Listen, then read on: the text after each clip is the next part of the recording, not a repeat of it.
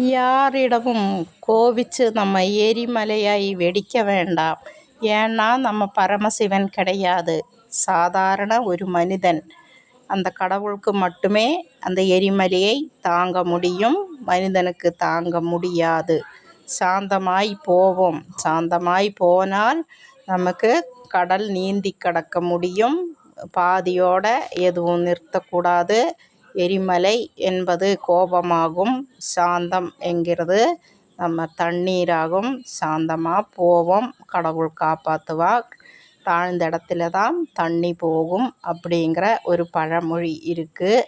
எரிமலை எப்போவும் மனிதனுக்கு அது ஒத்து வராத ஒரு விஷயமாகும், கடவுளாகும். எரிமலை தாங்கிக்க கொள்ள, அதாவது வாயு தேவன், வாயு என்கிறது எது வந்தாலும் அடித்து மாற்றி களைஞ்சிக்கணும். கெட்டதை கெட்டதாக மாற்றிக்கொள்வோம், நல்லதை நல்லதாக எடுத்துக்கொண்டு நம்ம சாந்தமாய் கடந்து போகலாம். அதே போல தான் நமக்கு எதிர்கொள்ளக்கூடிய சக்தி எப்பவும் இருக்கணும். நல்லதேது கெட்டதேது அப்படிங்கிறத நம்ம தெரிஞ்சுக்கணும், நம்ம தான் தெரியணும்.